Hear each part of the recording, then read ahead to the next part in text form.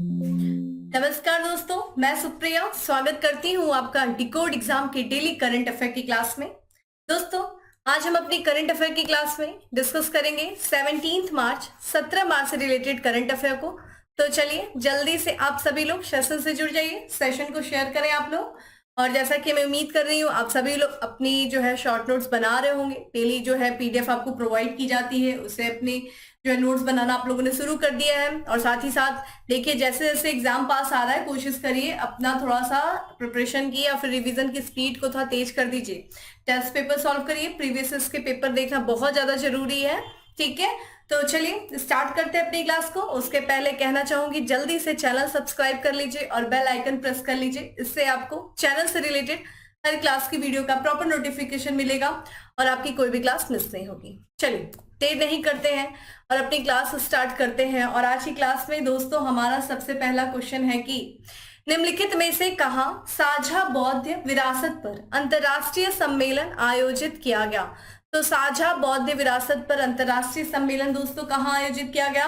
देखिए जिन लोग, जब मैं क्वेश्चंस रीड कर रही होती है तो कोशिश क्या करिए आप लोग वीडियो को पॉज करके खुद से आंसर देने की कोशिश क्या करिए। तो अगर हम ऑप्शंस पे चले, उत्तर प्रदेश, नई दिल्ली, बिहार, सिक्किम। तो साझा बौद्ध विरासत पर जो अंतरराष्ट्रीय सम्मेलन दोस्तों आयोजित किया गया है, ये देश की राजधानी नई दिल्ली में आयोजित किया गया है। आइए इसके बारे में बात करते हैं। तो ये साझा बौद्ध विरासत है जो कि एक अंतरराष्ट्रीय सम्मेलन है और इस सम्मेलन का आयोजन, ध्यान रखिएगा, 14 से लेकर के 15 मार्च के बीच में नई दिल्ली के जो विज्ञान भवन है, विज्ञान भवन में आयोजित किया गया। बेसिकली ये जो महोत्सव, ये जो सम्मेलन था, ये किस चीज पर केंद्रित था। तो एससीओ यानी कि संघाई सहयोग संगठन, संघाई कोऑपरेशन, ठीक है। यहाँ पे देखा जाए तो संघाई कोऑपरेशन जो है आपका ऑर्गेनाइजेशन, उसमें देखा जाए उनके जो राष्ट्र हैं, उन राष्ट्रों के साथ जो भारत के एक सभ्यतागत जुड़ाव रहा है जिस तरीके का, उसी पर जो है पूरा केंद्रित ये सम्मेलन रहा है। इस सम्मेलन में जैसा कि आपको पता है इस वर्ष जो है भारत एससीओ की यानी कि यहाँ पे संघाई सहयोग संगठन का भारत नेतृत्व कर रहा है। इसकी जो है अध्यक्षता भारत ने सितंबर 2022 में संभाली थी और इस सितंबर 2023 तक भारत जो अध्यक्षता करेगा किसकी, एससीओ की, ठीक है। और भारत के नेतृत्व में ये जो साझा बौद्ध विरासत सम्मेलन का आयोजन किया गया और ये अपनी तरह का पहला आयोजन था भारत के नेतृत्व में, ठीक है। यहाँ पे हम बात करें जो कि 2 दिनों तक इस सम्मेलन का आयोजन किया गया। इस सम्मेलन का आयोजन देखिए किसके द्वारा किया गया। तो संस्कृत मंत्रालय, साथ ही साथ विदेश मंत्रालय और अंतरराष्ट्रीय बौद्ध परिसंघ, अंतरराष्ट्रीय बौद्ध परिसंघ की बात किया जाए तो ये जो सांस्कृतिक मंत्रालय है, सांस्कृतिक मंत्रालय उसी के एक अनुदायी निकाय है, ठीक है।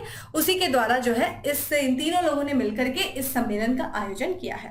बेसिकली इस सम्मेलन का अगर हम उद्देश्य देखें तो क्या है, जो ट्रांस सांस्कृतिक लिंक है, एक तरीके से जो एक दूसरे से लिंक है इन देशों के बीच में, उन लिंक को फिर से स्थापित करना, ठीक है। और जैसा कि मध्य एशिया, आप अगर एससीओ का जो मेंबर्स देखिए 8 मेंबर्स हैं, तो मध्य एशिया और एससीओ जो देश है उन देशों में जो बौद्ध कला है, उन बौद्ध कला के बीच में एक तरीके से समानता की तलाश करना, ये जो है इस सम्मेलन का उद्देश्य रहा है। चलिए, हमने आपको बहुत अच्छे से एससीओ के बारे में पढ़ाया है। अब आप मुझे बताइए एससीओ के मेंबर्स कितने हैं, ठीक है। चलिए मेंबर्स कौन कौन से हैं ये बताइए। मैं इतना बता देती हूँ, 2017 में जो है भारत और पाकिस्तान जुड़ा था। इस साल पूरी उम्मीद है ईरान के जुड़ने की। बाकी अब आप बताइए कि मध्य एशिया के कौन कौन से देश हैं जो एससीओ के सदस्य हैं, और इन्हीं देशों में और बाकी के सदस्य देशों के बीच में जो एक तरीके से बौद्ध कला के बीच में जो समानताएं हैं उनकी तलाश करना, ये इस सम्मेलन का उद्देश्य रहा है। कुछ और भी महोत्सव आयोजन है जो आपके एग्जाम में पूछे जा सकते हैं, उनको भी थोड़ा सा हम एक बार देख लेते हैं। यहाँ पे देखिए क्या है कि हाल ही में G20 फूल उत्सव का आयोजन किया गया। कहाँ पे दोस्तों, तो नई दिल्ली का कनॉट प्लाजा में किया गया। वहीं पे देखा जाए तो इमोइनो इरप्पा, ठीक है, इरप्पा महोत्सव है, इसका आयोजन देखिए कहाँ हुआ, मणिपुर में किया गया। कार्तिकेय दीपम व्रत उत्सव का आयोजन कहाँ किया गया दोस्तों, ये आयोजित किया गया था तमिलनाडु में। वहीं देखा जाए आजादी का अमृत महोत्सव के एक भाग के रूप में REC द्वारा बिजली उत्सव का आयोजन किया गया। कहाँ किया गया बिजली उत्सव का आयोजन, असम में किया गया। तो ये कुछ और भी उत्सव थे जो भी हाल फिलहाल में अलग अलग स्टेट में, अलग अलग डिस्ट्रिक्ट में जो चर्चा में थे, उनको भी हम लोगों ने देखा। बाकी आप लोग ध्यान रखिएगा कि ये जो साझा बौद्ध विरासत है उस पर अंतरराष्ट्रीय सम्मेलन नई दिल्ली के विज्ञान भवन में आयोजित किया गया। मंत्रालय किनके द्वारा आयोजित किया गया, ये ध्यान रखिएगा। चलिए अगले प्रश्न की तरफ बढ़ते हैं कि भारत की semi high speed Vande Bharat express train को पहली महिला लोको पायलट कौन बन गई? ठीक है, ये चलाने वाली, ध्यान रखिएगा, यहाँ पे पूरा नहीं लिखा है, एक्सप्रेस ट्रेन को चलाने वाली ये जो पहली महिला लोको पायलट बनी है, कौन बन गई है? ये ट्रेन की जो पहली महिला लोको पायलट बनी दोस्तों, कौन बनी है? ऑप्शंस आप देख रहे हैं, सुरेखा यादव, अमृता सिंह। चलिए डायरेक्ट आंसर पे चलते हैं। सुरेखा यादव जो है ये एक तरीके से ये जो semi high speed Vande Bharat express train है उसकी पहली महिला लोको पायलट ये बनी है।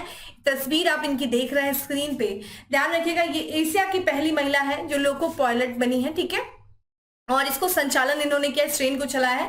तो ये जो नई शुरू की गई ट्रेन है semi high speed Vande Bharat express train, इसको संचालित करने वाली ये पहली महिला बन गई। एशिया की भी है, ध्यान रखिएगा, ना सिर्फ भारत, एशिया की पहली महिला है। इन्होंने ट्रेन का संचालन देखिए किन 2 स्टेशनों के बीच में किया? तो ये मुंबई का जो सोलापुर स्टेशन है और साथ साथ छत्रपति शिवाजी महाराज जो टर्मिनल है उसी के बीच में इस सेमी हाई स्पीड ट्रेन जो स्पीड ट्रेन है इसको इन्होंने संचालन किया है। बात करें इनके नाम एक और भी उपलब्धि है दोस्तों, ये चूंकि महाराष्ट्र के सतारा जिले की रहने वाली हैं और इन्होंने, ध्यान रखिएगा, ये देश की पहली महिला ट्रेन ड्राइवर भी हैं। तो सुरेखा यादव इन्होंने 1988 में ट्रेन चलाया था और इसी के साथ साथ 1988 में ये देश की पहली महिला ट्रेन ड्राइवर भी बनी थी। तो देखिए इनके नाम एक और भी उपलब्धि जुड़ गई है, इसलिए क्वेश्चन काफी इंपॉर्टेंट है। वही बात करें हम यहाँ पे कभी हाल फिलहाल में यानी कि फरवरी मंथ में ही प्रधानमंत्री नरेंद्र मोदी जी ने वंदे भारत एक्सप्रेस ट्रेन को हरी झंडी दिखाई थी सेंट्रल रेलवे, ठीक है, रेलवे ने। ठीक है, यहाँ पे देखा जाए CSMT सोलापुर और CSMT साईनगर शिरडी रूट पर 2 वंदे भारत एक्सप्रेस ट्रेनें शुरू की गई थी। ठीक है, जिन्हें किसे 10 फरवरी 2023 को प्रधानमंत्री नरेंद्र मोदी जी ने क्या किया था? हरी झंडी दिखाई थी। ठीक है, तो यहाँ पे हमें 2 चीजें देखने को मिलती है कि देखिए यहाँ पे जो सुरेखा यादव है इनके नाम 2 उपलब्धि जुड़ गई। ठीक है, चलिए आते हैं हम लोग अगले प्रश्न पे कि भूमि रिकॉर्ड से संबंधित मुद्दों को हल करने के लिए किस राज्य सरकार ने पटाया मिशन का गठन किया है? देखिए पटाया मिशन जो है गठित किया जाएगा, ये केरल सरकार के द्वारा। उद्देश्य है भूमि के रिकॉर्ड जो है उनसे संबंधित मुद्दों को हल करना। आइए इसके बारे में हम बात करते हैं। तो यहाँ पे केरल की जो राज्य सरकार है उसने राज्य में जो कुछ भी भूमि रिकॉर्ड है उससे संबंधित जो कुछ भी मुद्दे आ रहे हैं उन मुद्दों से निपटने के लिए इसी साल के यानी कि अप्रैल के अंत तक एक मिशन चलाएगा जिसका नाम है पटाया मिशन। उसको स्थापित करने की योजना बना रहा है कौन दोस्तों? केरल की जो राज्य सरकार है। यहाँ पे देखा जाए इस पटाया मिशन के तहत जो प्रत्येक जिले में विधायकों के नेतृत्व में यह मिशन देखा जाए सभी व्यक्तियों को टाइटल डीड उपलब्ध कराने की दिशा में कार्य करेगा।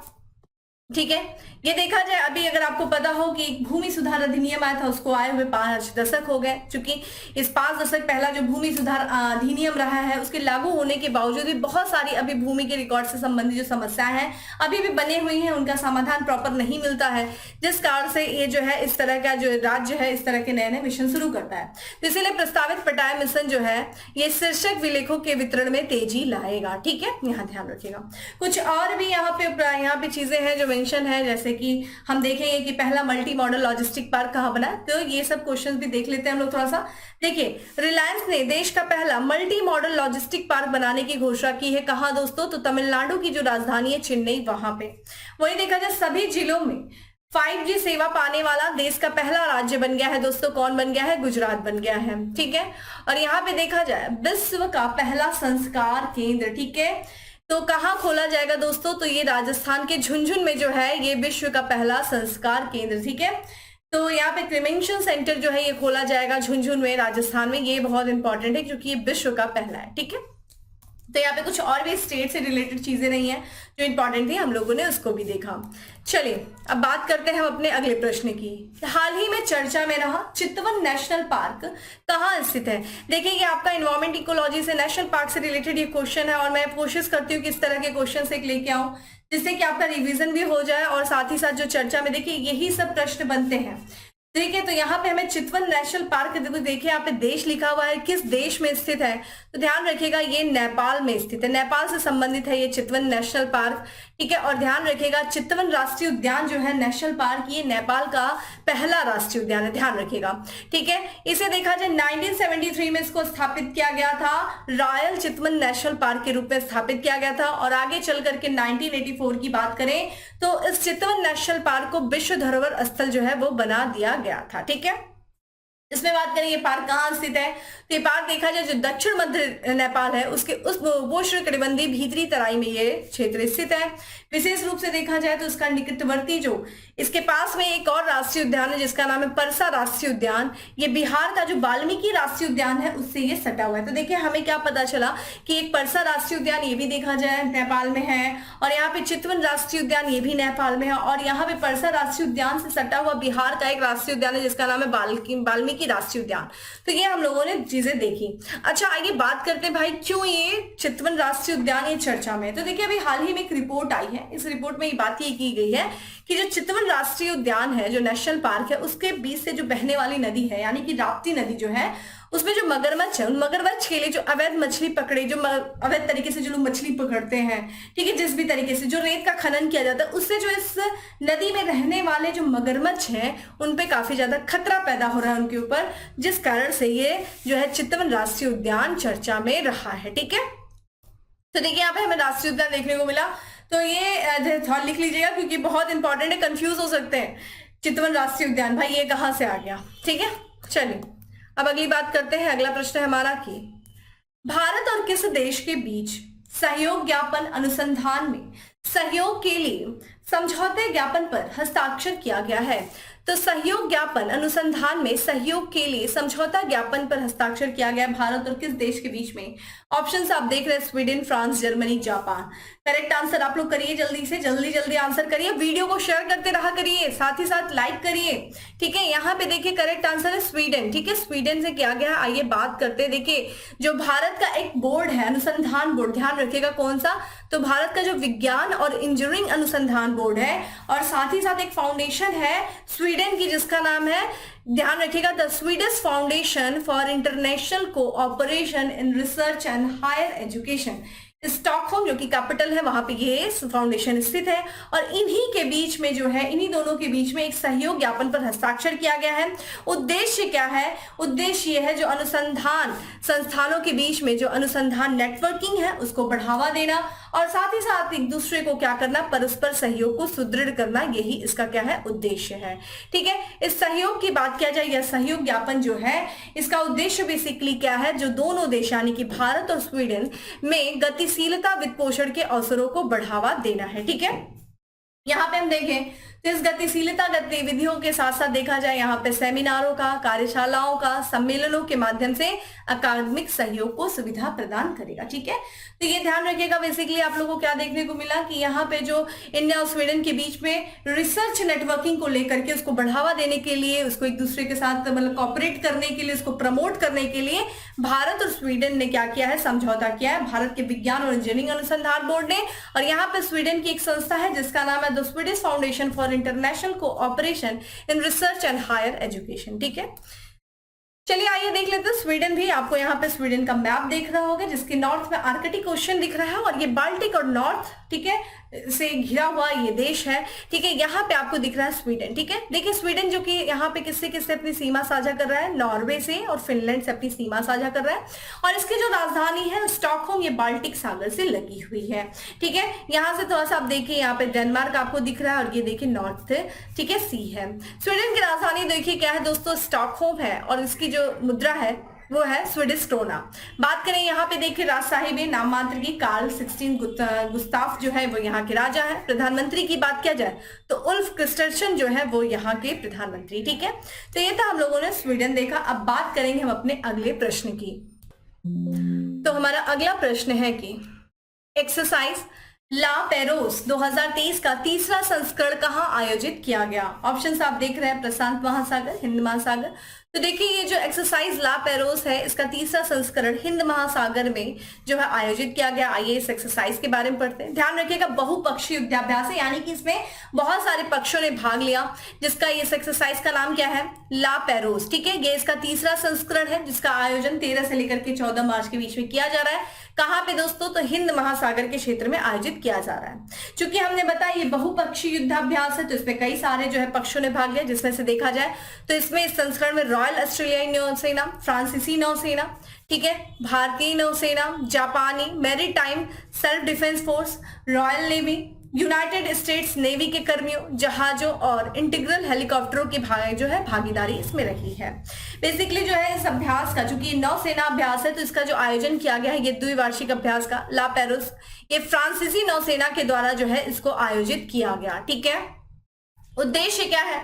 जो समुद्री क्षेत्र है दोस्तों उसके प्रति जागरूकता बढ़ाना, और इतना ही नहीं, हिंद जो प्रशांत क्षेत्र है, हिंद और प्रशांत क्षेत्र में जितने भी नौसेनाएं, जिन देशों की नौसेनाएं भाग लेती हैं उनके बीच में जो है समुद्री समन्वय को क्या करना, अधिकतम करना, इसमें जो है उद्देश्य है। बात करें यहाँ पे कौन सी जो है भारत की तरफ से किसने भाग लिया, तो स्वदेश निर्मित गाइडेड मिसाइल फ्रिगेट INS जहाद्री, ठीक है, यहाँ पे देखिए फ्लिट टैंकर INS ज्योति इस अभ्यास में जो है संस्करण में भाग लिए। ठीक है, ये बहुत इंपॉर्टेंट है किसने भाग लिया, तो ध्यान रखिएगा यहाँ पे जो है ये बहुपक्षीय युद्धाभ्यास है ला पेरोस, इसका तीसरा संस्करण था, हिंद महासागर में आयोजित किया गया। ठीक है, चलिए ये भी देखिए युद्धाभ्यास से संबंधित ये प्रश्न है कि अभ्यास बोल्ड कुरुक्षेत्र का 13वां संस्करण का आयोजन कहाँ किया गया, तो ये जो है अभ्यास बोल्ड कुरुक्षेत्र है, इसका 13वां संस्करण था जिसका आयोजन दोस्तों किया गया है राजस्थान के जोधपुर में। ठीक है, राजस्थान के जोधपुर के जिले में आयोजन किया गया है।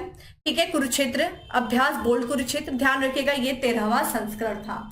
इसका आयोजन 6 तारीख को शुरू हुआ था, 6 मार्च से 13 मार्च तक ये आयोजित किया गया, और इसमें देखिए सिंगापुर की सेना और भारतीय सेना ने भाग लिया। ध्यान रखिएगा जो अभ्यास बोल्ड कुरुक्षेत्र है ये भारतीय सेना और सिंगापुर की सेना के बीच में आयोजित किया जाता है। इस साल जो है 13वां संस्करण था जो कि राजस्थान के जोधपुर में आयोजित किया गया।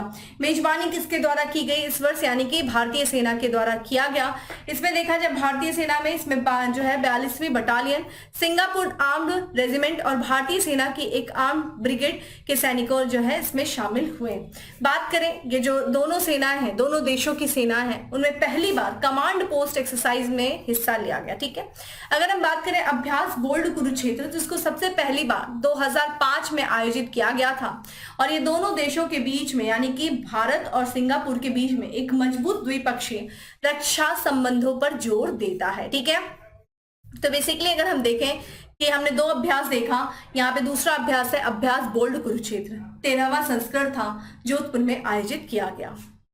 चलिए अगले प्रश्न की तरफ बढ़ते हैं, और हमारा अगला प्रश्न है कि निम्नलिखित में से कौन सा राज्य 38वें नेशनल गेम्स 2024 का आयोजन करेगा। तो यहाँ पे 38वां नेशनल गेम्स जो है राष्ट्रीय खेल, इसका आयोजन उत्तराखंड करने वाला है। आइए इसके बारे में बात करते हैं।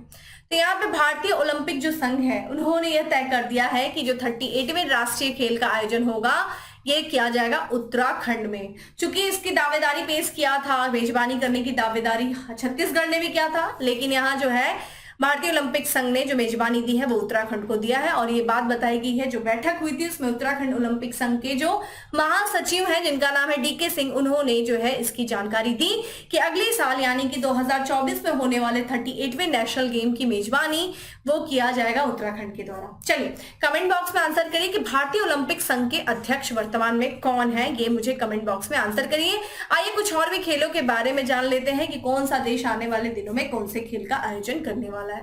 जिसमें से सबसे पहली बात करें कि देखिए अभी 2022 में फीफा वर्ल्ड कप हुआ था दोस्तों, किसने मेजबानी की थी यहाँ पे, जो कतर ने किया था। यहाँ पे हम बात करें तो यहाँ पे फुटबॉल एशियाई कप जो 2027 में फीफा वर्ल्ड कप फुटबॉल एशियाई कप होने वाला है, उसकी मेजबानी कौन कर रहा है दोस्तों, ये कर रहा है सऊदी अरब। ध्यान रखिएगा फुटबॉल एशियाई कप की। ठीक है, यहाँ पे देखें नेशनल बीच साकर चैंपियनशिप 2023 के पहला संस्करण किसने जीता दोस्तों, केरल ने जीता। वहीं बात करें पिछले महीने यानी कि फरवरी 2023 में Indian national car racing championship का विजेता कौन बना दोस्तों, सलीम साई संजय जो है वो बने हैं Indian national car racing championship के विजेता। ठीक है, आते हैं हम अपने अगले प्रश्न पे जो कि दिवस से संबंधित है। हाल ही में विश्व उपभोक्ता दिवस कब मनाया गया। ठीक है, तो वर्ल्ड कंज्यूमर राइट डे, ध्यान रखिएगा विश्व उपभोक्ता अधिकार दिवस मनाया गया, जो कि कब मनाया गया दोस्तों, 15 मार्च को सेलिब्रेट किया गया। आइए इसके बारे में बात करते हैं। ठीक है, तो देखिए हर साल 15 मार्च को जो है विश्व उपभोक्ता अधिकार दिवस मनाया जाता है, यानी कि वर्ल्ड कंज्यूमर राइट्स डे। ठीक है। अगर देखिए हमने हमेशा बोला कि जब भी हम डेज के बारे में बात करते हैं तो उसकी थीम हमारे लिए उतनी ही इंपॉर्टेंट हो जाती है। यहाँ पर हम बात करें अगर कि विश्व उपभोक्ता अधिकार दिवस की थीम इस साल क्या थी, यानी कि 2023 का जो विषय था वो क्या था, स्वच्छ ऊर्जा संक्रमण के माध्यम से उपभोक्ताओं को सशक्त बनाना, ये क्या था, इसका विषय था। वही बात करें इस दिन को सबसे पहली बार जो सेलिब्रेट किया गया था दोस्तों, ध्यान रखिएगा 1900, ठीक है 3 यहाँ पे गलत है, 1983 में जो है ये मनाया गया था। और इस दिन को मनाए जाने का उद्देश्य क्या है, जो कंज्यूमर्स होते हैं, जो उपभोक्ता होते हैं, उनको उनके अधिकार के प्रति जागरूक करना। हर किसी को पता होना चाहिए कि भाई आप अगर बाजार में निकले तो आपके अधिकार क्या है, ऐसा तो नहीं ना कोई आपके साथ धांधली कर दे, ठीक है।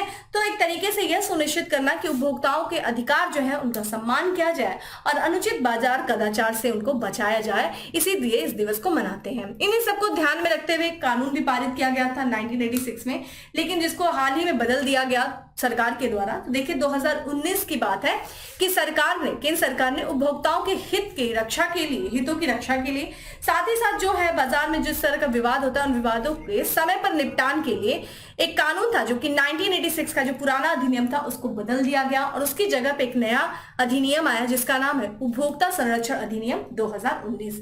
तो ध्यान रखिएगा किस नियम को बदला गया था, तो उपभोक्ता संरक्षण अधिनियम 1986 को बदल करके 86 में आया था, अब 2019 हो गया, ठीक है।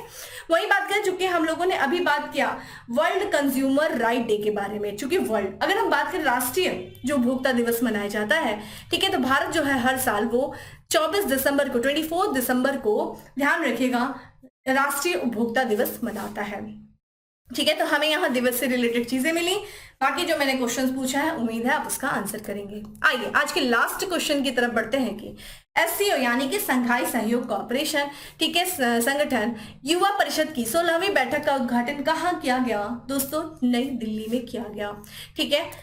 देखिए SCO कितना ज्यादा इंपॉर्टेंट है, भारत इस साल इसकी अध्यक्षता कर रहा है, तो इसलिए आपके लिए बहुत इंपॉर्टेंट हो जाता है SCO के बारे में अच्छे से पढ़ने की। चलिए आप मुझे बताइए SCO का गठन कब हुआ, कहाँ पे है ये, जो इसका हेडक्वार्टर बताइए, सारी चीजें आप मुझे इन डिटेल करके बताइए। देखती हूँ कितना आप लोग ने पढ़ा है, जितना मैंने पढ़ा है कई बार, ठीक है। बात करते हैं संघाई सहयोग संगठन की, तो इसकी जो युवा परिषद की 16वीं बैठक थी, इसकी अध्यक्षता भारत के नई दिल्ली में की गई। देखा जाए भारत ने किया है, नई दिल्ली में इसकी जो है बैठक किया गया। यहाँ पे इस बैठक में देखा जाए उद्घाटन किसके द्वारा किया गया, तो भारत के जो युवा मामले और खेल मंत्री हैं अनुराग सिंह ठाकुर, उन्होंने SCO युवा परिषद की बैठक का उद्घाटन किया। विषय क्या था इस बैठक का दोस्तों, प्रभावी सामुदायिक विकास गतिविधियां, ये इसका क्या था, विषय था, ठीक है। तो ये था आज का हमारा 10 MCQ। हमने देखा आपको एक संगठन के बारे में अच्छे से पढ़ने को बोला है SCO, जो कि बहुत इंपॉर्टेंट है, लगातार चर्चा में रहा है। आज हम लोगों ने काफी एक्सरसाइजेस के बारे में पढ़े, दिवस के बारे में पढ़ा, ये सारी एक एक पॉइंट आपके लिए इंपॉर्टेंट है। अब बात करते हैं दोस्तों किसके बारे में, फैक्ट्स ऑफ द डे के बारे में। आज का हमारा पहला फैक्ट है कि वित्तीय समावेशन यानी कि फाइनेंशियल इंक्लूजन के लिए वैश्विक भागीदारी की दूसरी बैठक की मेजबानी करेगा, कौन करेगा दोस्तों, हैदराबाद, तेलंगाना की कैपिटल हैदराबाद करेगा। वहीं देखें पुरुष और महिलाओं के लिए चौथी एशियाई खो खो चैंपियनशिप आयोजित की जाएगी, कहां की जाएगी, असम में की जाएगी। फरवरी महीने का ICC men's player of the month award जीता, किसने जीता, हैरी ब्रूक ने जीता, ठीक है। वही देखा जाए अंतरराष्ट्रीय गणित दिवस मनाया गया, कब मनाया गया दोस्तों, 14 मार्च को मनाया गया। इस साल की थीम देखिए मैथमेटिक्स फॉर एवरीवन, ठीक है, ये ध्यान रखिएगा। अभी देखिए दूसरे दिवस की बात करें, इवन तीसरे दिवस की बात कर रहे हैं कि इंटरनेशनल मैथ डे भी हम लोगों ने 14 मार्च को सेलिब्रेट किया, और इस साल की थीम क्या है, मैथमेटिक्स फॉर एवरीवन, हर किसी के लिए क्या गणित। वही देखा जाए देखिए अभी हम लोगों ने यहाँ पे जो है जो ICC मेंस देखा, वुमेन देख लेते हैं, जो अंतरराष्ट्रीय क्रिकेट परिषद ने यानी कि ICC ने जो फरवरी 2022 यहाँ पे देखे, यहाँ पे 2023 के लिए जो ICC women's player of the month चुना है, किसे, एशले गार्डनर को चुना है, जो कि ऑस्ट्रेलियाई क्रिकेटर है, ठीक है। तो दोस्तों ये था आज का हमारा करंट अफेयर। उम्मीद करती हूँ आपको चीजें समझ में आई होंगी। जहां पे मैंने प्रश्न पूछा है पूरी उम्मीद है कि आप उसका आंसर करेंगे। चलिए डेली करंट अफेयर्स की PDF है, उसका लिंक आपको डिस्क्रिप्शन बॉक्स में दिया है, चूंकि टेलीग्राम ग्रुप पे, वहां पे टेलीग्राम ग्रुप पे मिल जाएगा, जाइए डाउनलोड करिए, ना सिर्फ डाउनलोड करिए बल्कि अपने शॉर्ट नोट्स भी बनाइए। चलिए फिर मिलेंगे नेक्स्ट सेक्शन में, तब तक के लिए bye, have a good day, stay safe and stay happy.